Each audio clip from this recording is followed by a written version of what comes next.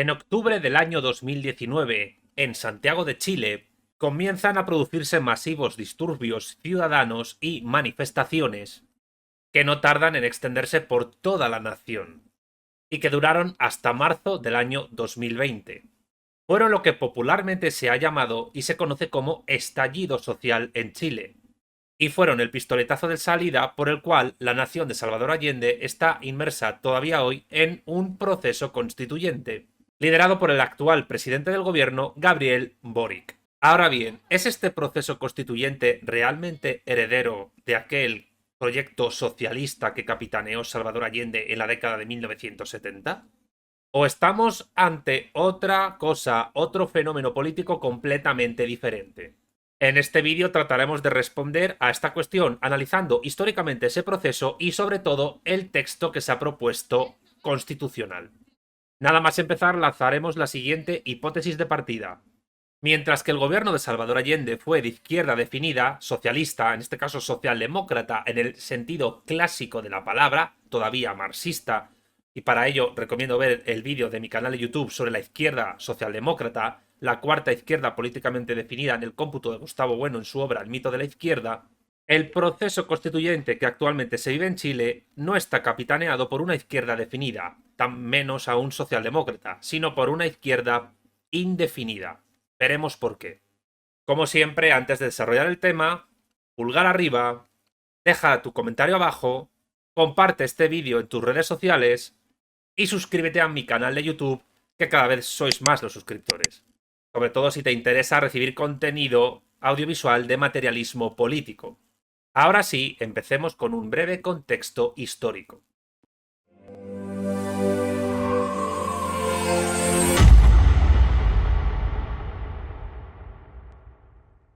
Como bien es sabido, el pasado 6 de octubre del año 2019 hubo un alza tarifaria en el sistema de transporte público de Santiago de Chile, la capital de la nación, en el metro. Este alza de precios sirvió como justificación para que varios estudiantes y jóvenes chilenos empezaran a protestar masivamente. El método que eligieron fue el de la evasión masiva, es decir, el no pago del billete de metro contra esta subida a escala de mucha gente. Con el paso de los días, la evasión fue a mucho más, produciéndose incidentes dentro de las propias estaciones de metro de la capital. El 18 de octubre de ese mismo año, los manifestantes se enfrentaron a los carabineros, la policía chilena. Y el Ministerio del Interior y Seguridad Pública, capitaneado entonces por la administración conservadora de Sebastián Piñera, interpuso querellas porque los manifestantes cometieron delitos contemplados en la Ley de Seguridad del Estado. Ya se estaban produciendo saqueos e incendios en la capital y numerosos daños al inmobiliario público. Y desde Santiago de Chile se empezaron a producir movilizaciones en toda la nación. Por las capitales de las regiones de todo Chile se empezaron a producir revueltas parecidas a las que se habían iniciado en Santiago. El 19 de octubre Piñera decretó el estado de emergencia, al menos en las comunas del Gran Santiago, el área metropolitana capitalina, y a la noche se estableció el toque de queda. Para el día 23, en 15 de las 16 capitales regionales de Chile se había decretado el estado de emergencia. Las protestas fueron inicialmente espontáneas, como no cabe otra en este tipo de fenómenos, pero pronto empezaron a tener organización y dirigencia. Al alza tarifaria del metro se unieron otras reivindicaciones: alto coste de la vida, bajas pensiones privatizadas, al menos parcialmente, altos precios para productos sanitarios y farmacéuticos, hartazgo general contra la política profesional en Chile y rechazo a la Constitución entonces vigente, la del año 1980, implantada todavía durante la dictadura de Augusto Pinochet. El estallido social fue cosa seria, pues hubo más de 32 fallecidos durante las protestas, así como numerosos detenidos, 3.400 hospitalizaciones de civiles y 2.000 de militares, y decenas de miles de heridos en los enfrentamientos.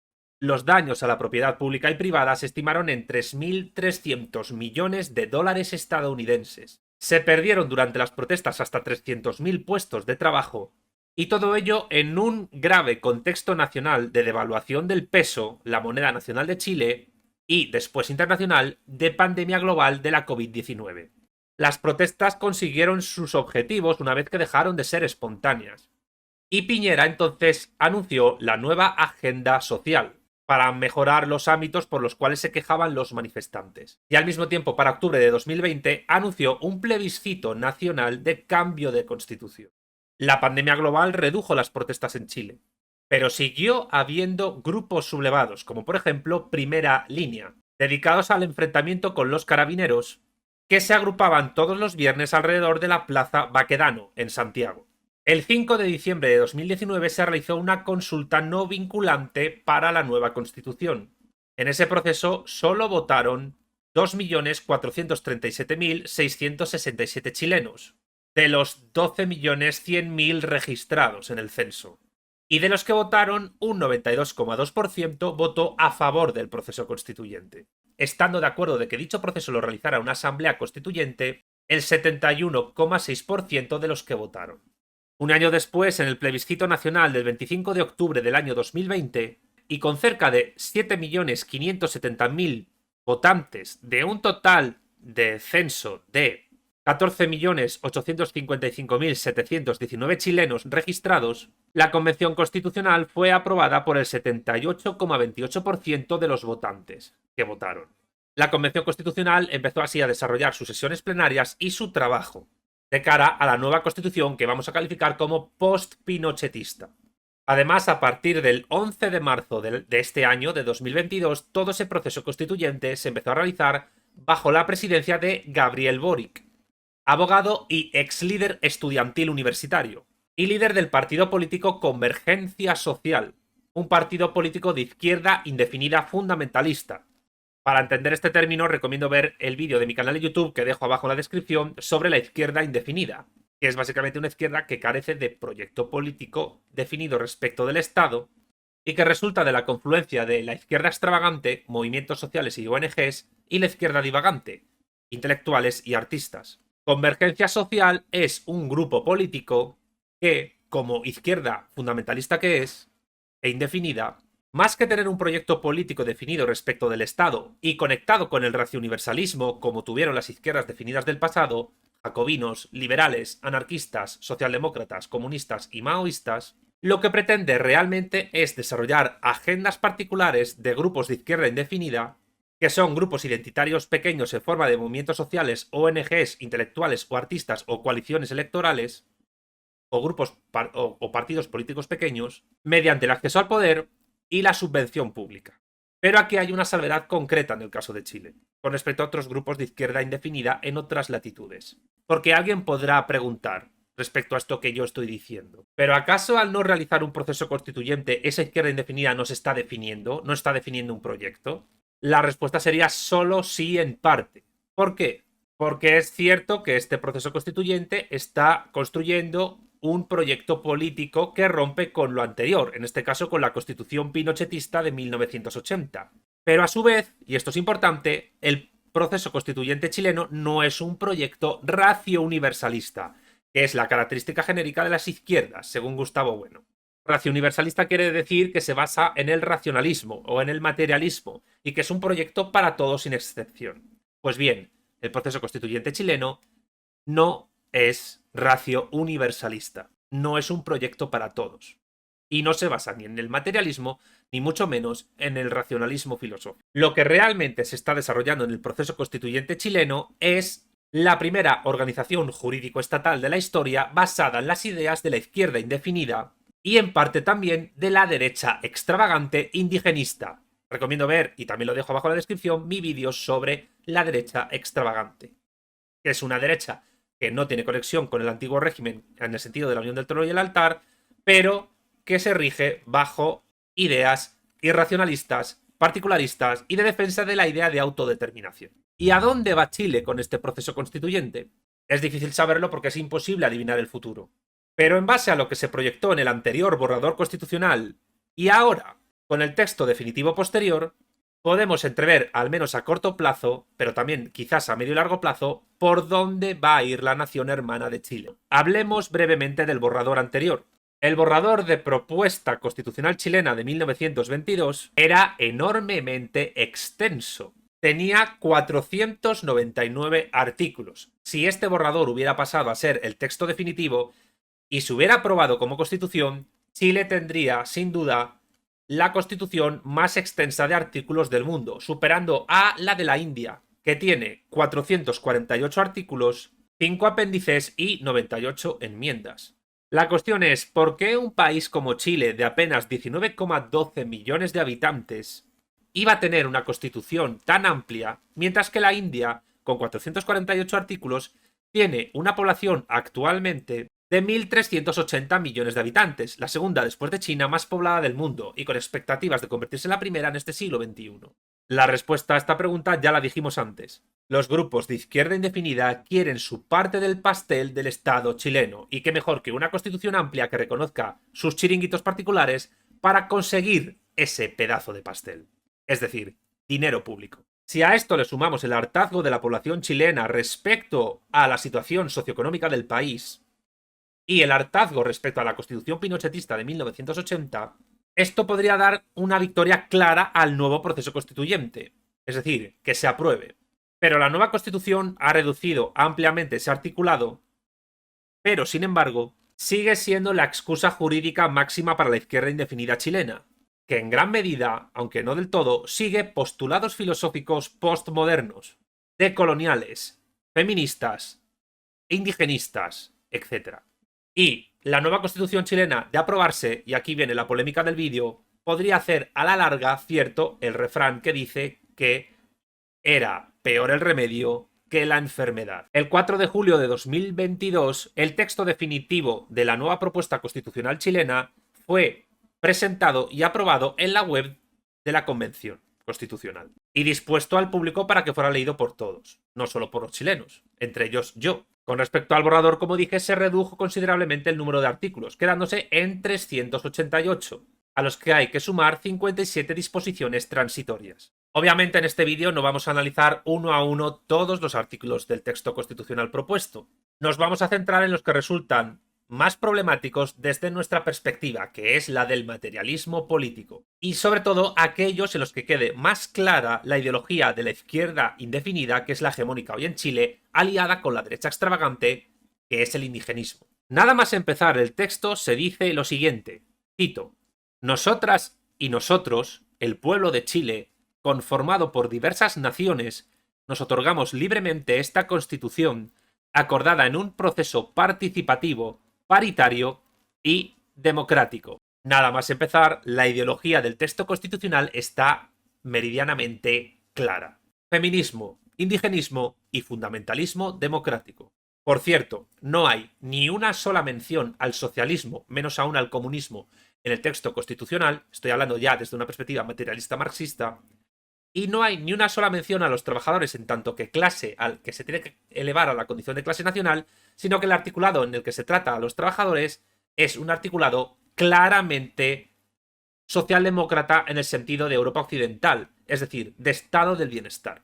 El texto constitucional es, sobre todo, un texto lleno de contradicciones normativas y también de contradicciones ideológicas, en el cual, además, dichas contradicciones se deben a la hegemonía indigenista del texto, con lo cual se abre la puerta, lo quieran o no los constituyentes y muchos chilenos, a la progresiva disolución de la nación chilena y a su posible, en el futuro, balcanización. ¿Por qué ocurre esto? Porque en el texto constitucional, la nación política chilena queda supeditada y subordinada a las naciones étnicas mal llamadas pueblos originarios que tienen prioridad política sobre el propio Chile.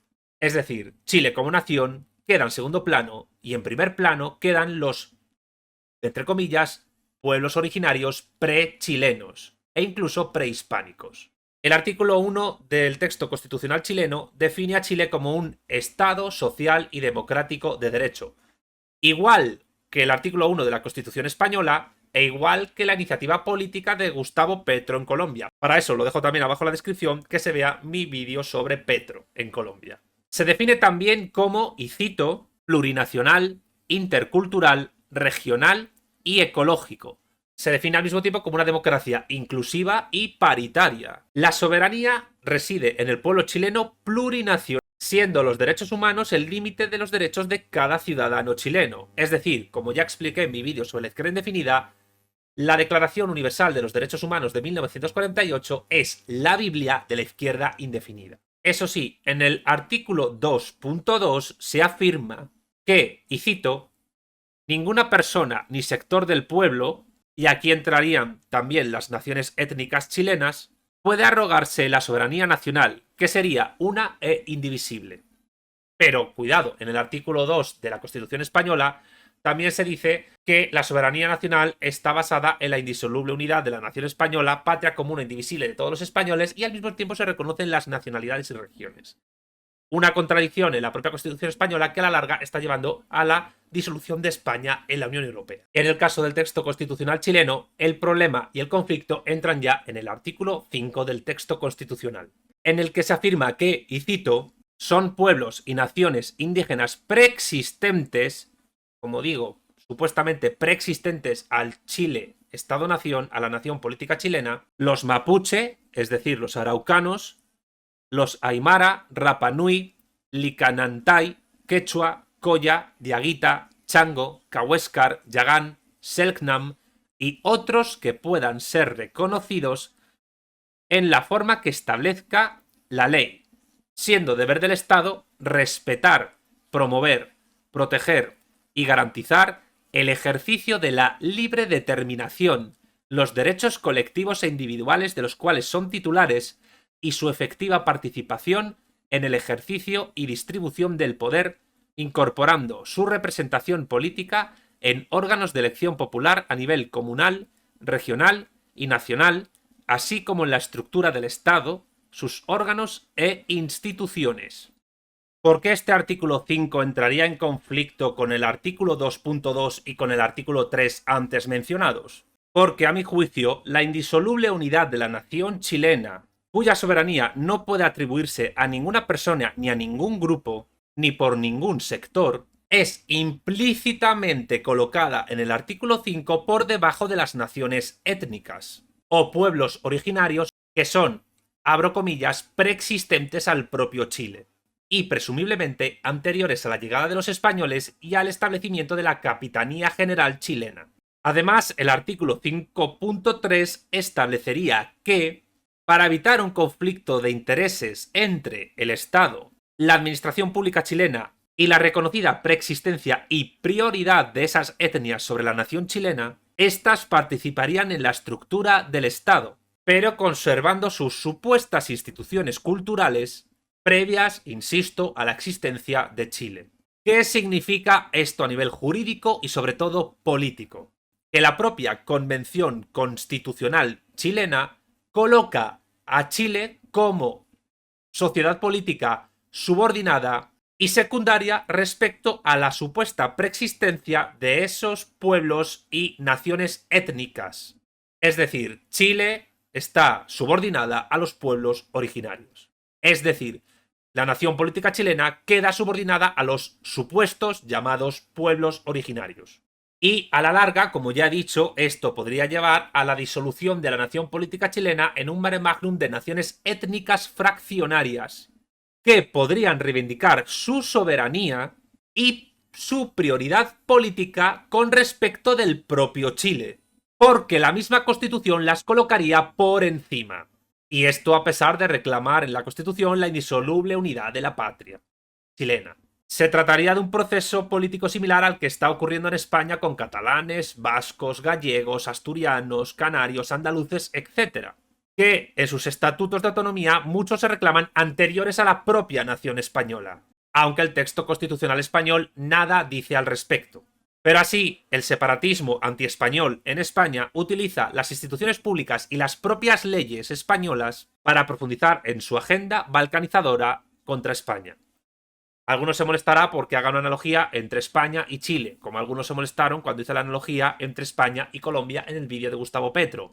Pero la analogía es un argumento válido e insisto, el que avisa no es traidor. Pues bien, el texto constitucional chileno lo que hace es iniciar, a mi juicio, e insisto todo el rato, el proceso disolvente de la nación política chilena, su futura posible balcanización. No basta con que un texto constitucional afirme la indisoluble unidad del Estado ni la solidaridad interregional para que la unidad de la nación perviva. Esto se transmite en el artículo 7 de este texto constitucional. Basta con que se reconozca la plurinacionalidad del Estado y, peor aún, la prioridad histórica de las naciones étnicas sobre la nación política chilena para que ese Estado plurinacional étnico pueda correr a la larga el peligro de extinguirse. Que sea la izquierda indefinida la que en Chile empiece este proceso es lo que realmente resulta grave, trágico y lamentable. El indigenismo plurinacionalista en Chile, en Bolivia, en Venezuela, en Perú, en México, en España, etc., es el caballo de Troya del separatismo, algo muy alejado de las izquierdas políticamente definidas que construyeron las naciones políticas canónicas entre los siglos XVIII, XIX y principios del XX. De hecho, el artículo 12 de este texto constitucional chileno reconoce el plurilingüismo regional oficial por parte del Estado según la región que sea. Esto en principio no sería algo problemático, pero unido al plurinacionalismo indigenista y a la prioridad de la nación étnica sobre Chile, esto es una bomba de relojería. Es decir, esto va a dar en el futuro muchos problemas políticos y administrativos a muchos chilenos. Si continúa este texto, claro, si sale adelante. Y no hay que criticar el plurilingüismo en sí. Muchas naciones tienen plurilingüismo y no pasa absolutamente nada. Pero en Chile, ahora, con este texto, si sale adelante, se abriría la veda, como ya ocurre en España, para que una lengua regional se convierta en un arma política para buscar la separación y la disolución de la nación. Y en un Chile, como en el resto de naciones hispanoamericanas, donde la leyenda negra antiespañola es común a toda su clase dirigente, esté a la izquierda o esté a la derecha y en parte de la población, aquí encuentra el indigenismo separatista un camino a recorrer con mucha alegría. Se vuelve a repetir lo mismo en el artículo 165.2 del texto constitucional, dando pertinencia territorial, cultural, lingüística a los servicios de la función pública. La pregunta que yo me hago, y la pongo por escrito, es la siguiente. ¿Ocurrirá como en España, en donde la administración pública de Cataluña, por ejemplo, no emite textos en español, que es la lengua común de todos los ciudadanos españoles? En resumen, la alianza en Chile entre la izquierda indefinida fundamentalista y la derecha extravagante indigenista en el poder, aunque de jure se afirme lo contrario, de facto socava la igualdad ante la ley de todos los ciudadanos chilenos, siempre y cuando se apruebe este texto constitucional.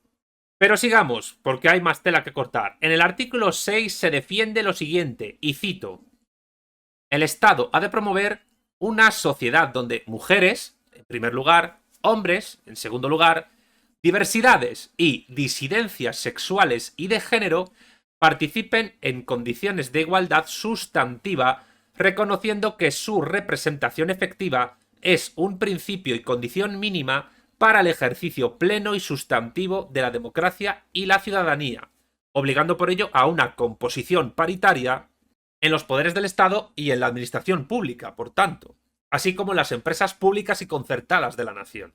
Es decir, la Constitución obligará a que el 50% del personal administrativo de estas instituciones sean mujeres.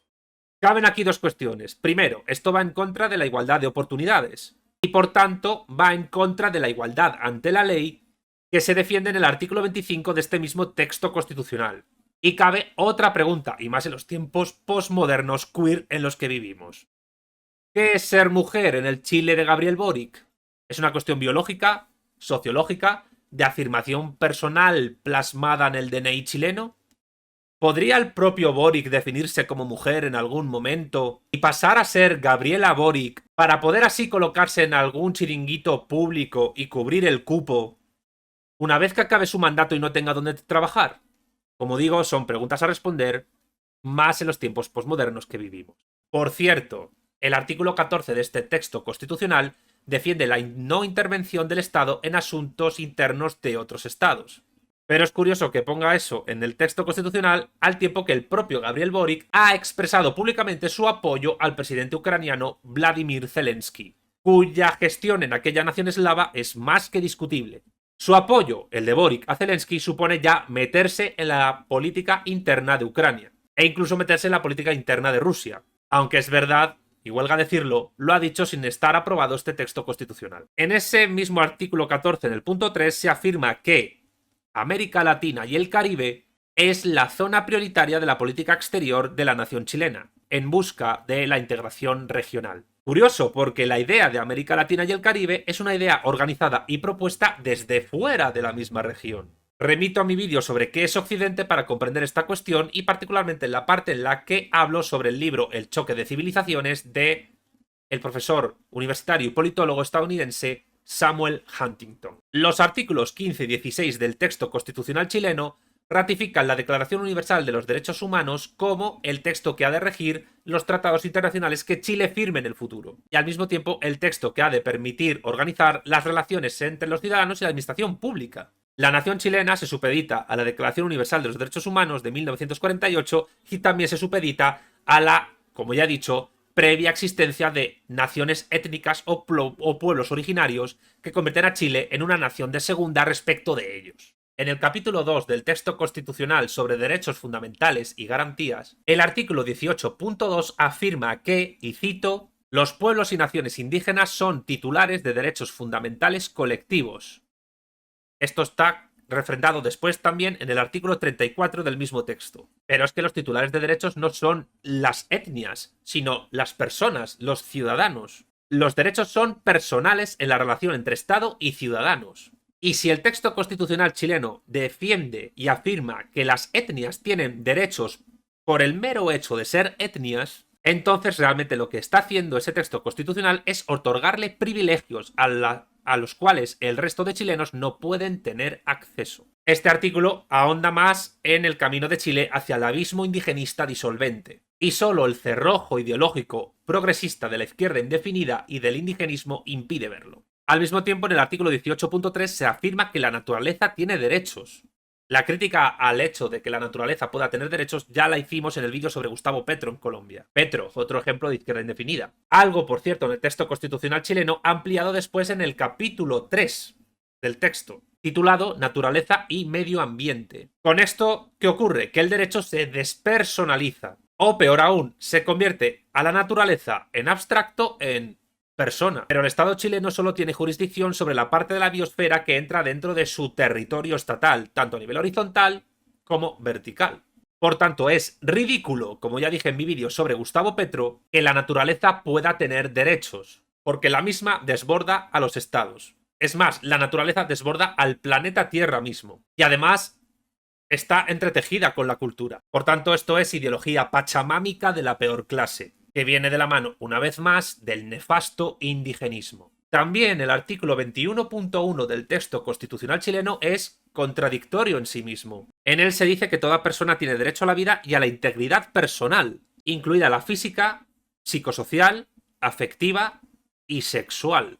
Pero, y es una pregunta que hago abiertamente y también pongo por escrito, la mutilación genital capitalista mal llamada transición de género, no es terminar con la integridad personal, física, psicosocial y sexual de la persona, porque en Chile la Constitución va a promover la diversidad y la, entre comillas, disidencia sexual. Esto es, la ideología queer. Este artículo va a dar muchos problemas sociales a la nación.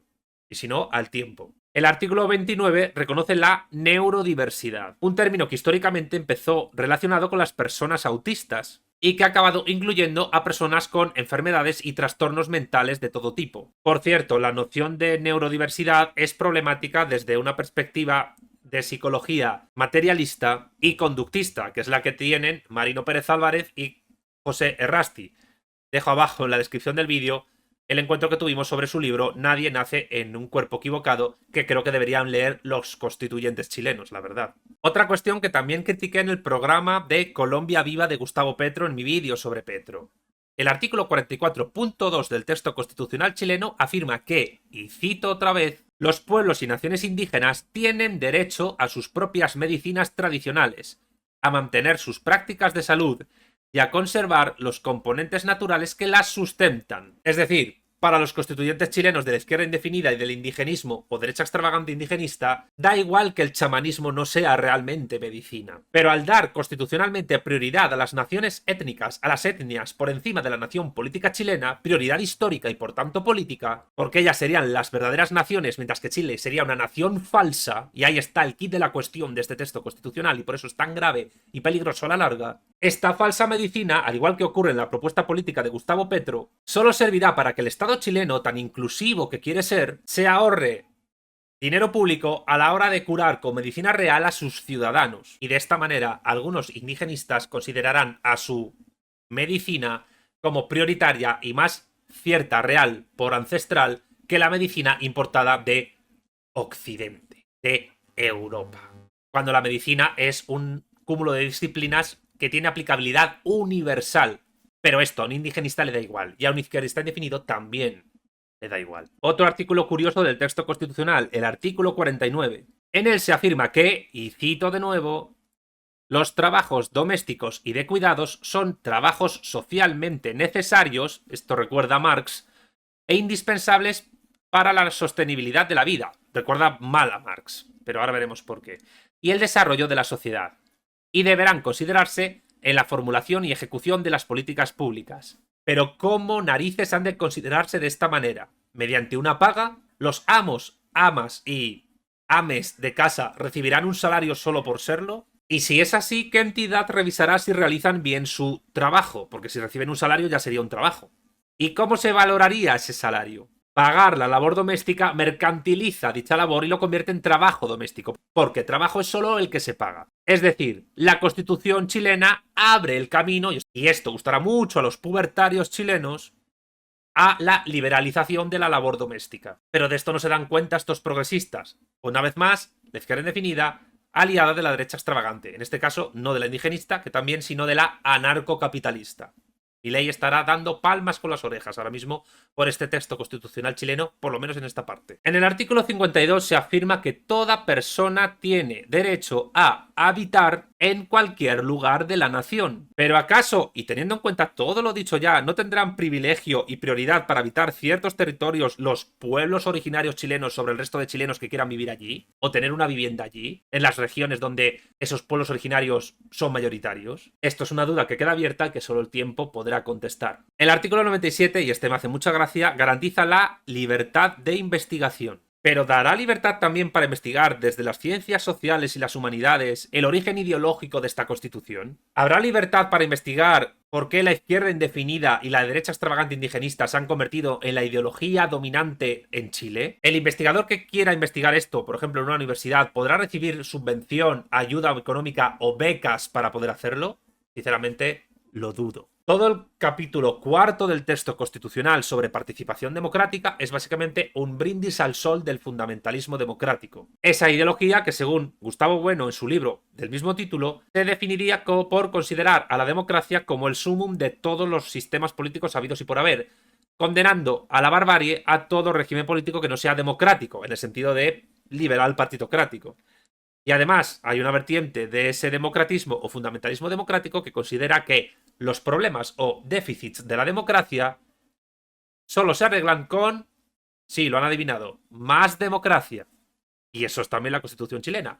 Una constitución democratista. Incluso en el artículo 154.1 se habla de democracia ambiental. En fin, por lo que se ve, poner la palabra democracia a cualquier tontería parece ser que da prestigio y como un auto de fe santifica cualquier cosa que sea. No es lo mismo un orgasmo que un orgasmo democrático. Ahora bien, ¿qué es un orgasmo democrático? Nadie lo va a saber nunca. El nuevo texto constitucional chileno ahonda en la descentralización del Estado, un proceso que ya se ha defendido en Perú Libre por Pedro Castillo y por Gustavo Petro en Colombia. En Chile, esta descentralización administrativa se articulará a través de diversas unidades administrativas, comunas autónomas, regiones autónomas, autonomías territoriales indígenas y territorios especiales. En esta descentralización territorial chilena, el indigenismo, como no podía ser de otra manera, juega un papel fundamental. Además, se generará una Cámara de las Regiones, donde las etnias estarán regionalmente representadas, como se pide, por cierto, desde la izquierda indefinida española a la hora de reformar nuestro Senado y organizarlo como Cámara Territorial.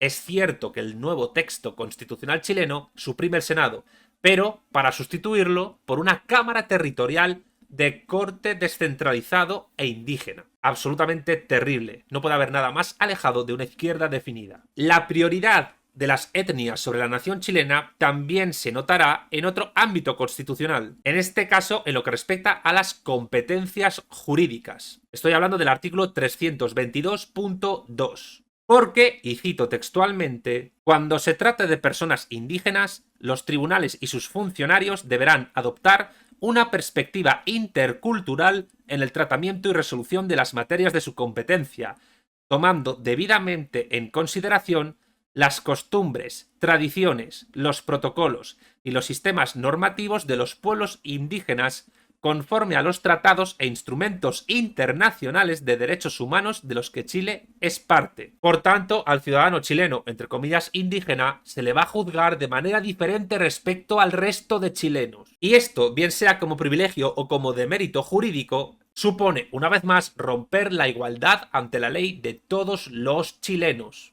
Una igualdad ante la ley que el nuevo texto constitucional se afana en repetir. La posibilidad de reforma constitucional se consigna en el capítulo 11 del texto constitucional, cuyo título es Reforma y reemplazo de la Constitución. En el artículo 383.1 se reconoce que la iniciativa indígena, textualmente, y los diputados y representantes regionales pueden iniciar un proyecto de reforma, con lo que, de nuevo, las etnias, entre comillas, prechilenas, podrían ahondar de esta manera en el proceso de disolución de la nación chilena. Eso sí, si tuviesen fuerza política para ello. ¿Cómo se puede tener esa fuerza? Pues a nivel del texto constitucional se puede tener mediante el siguiente mecanismo. La reforma constitucional conllevaría convocar un referéndum revocatorio. Pero, y este pero es importante, si la reforma constitucional cuenta con 2/3 de los diputados a su favor y de representantes regionales en ejercicio, no haría falta dicho referéndum revocatorio. Bastaría además un 10% del padrón chileno para poder emprender esa reforma constitucional. Esto queda consignado en el artículo 385.1 de este texto constitucional. De nuevo,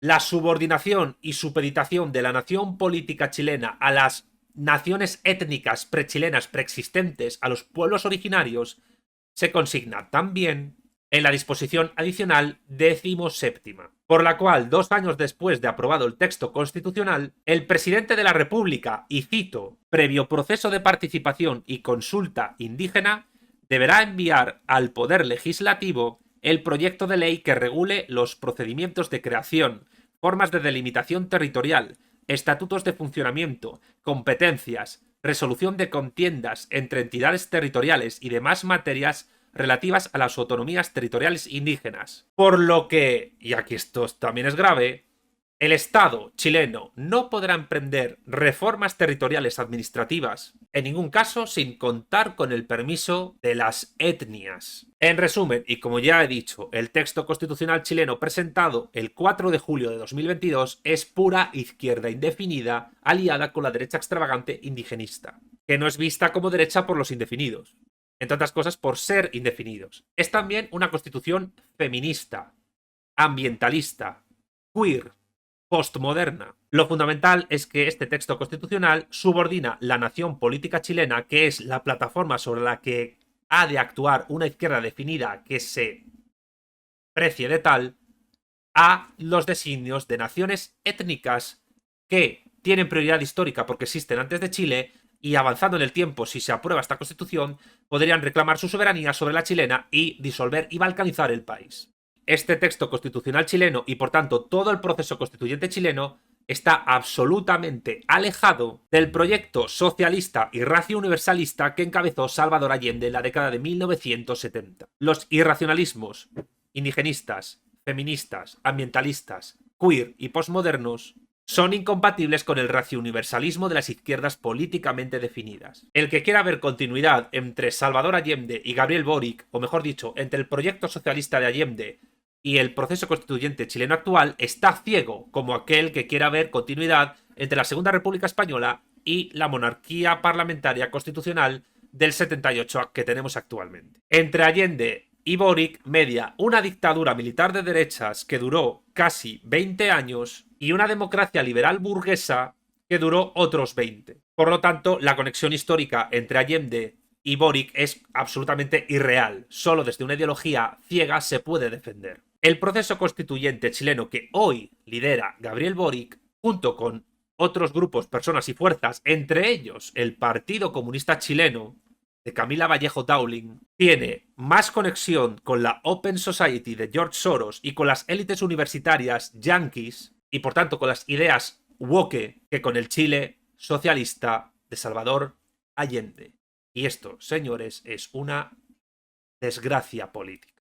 Si te ha gustado el vídeo, por favor, dale pulgar arriba. Suscríbete a mi canal y activa la campanita para recibir más vídeos así. Deja tu comentario abajo para decirme qué te ha parecido mi vídeo y compártelo en tus redes sociales con tus familiares, amigos y allegados. Gracias a los que ven mis vídeos y a los suscriptores de mi canal, que cada vez son más. Y por supuesto, gracias a los que apoyan económicamente mi canal, tanto la gente de PayPal como los patrocinadores de Patreon, griegos, romanos e hispanos, sin los cuales este canal dedicado a la difusión audiovisual del materialismo político no sería posible. Sin más, me despido, un saludo a todos y hasta la próxima.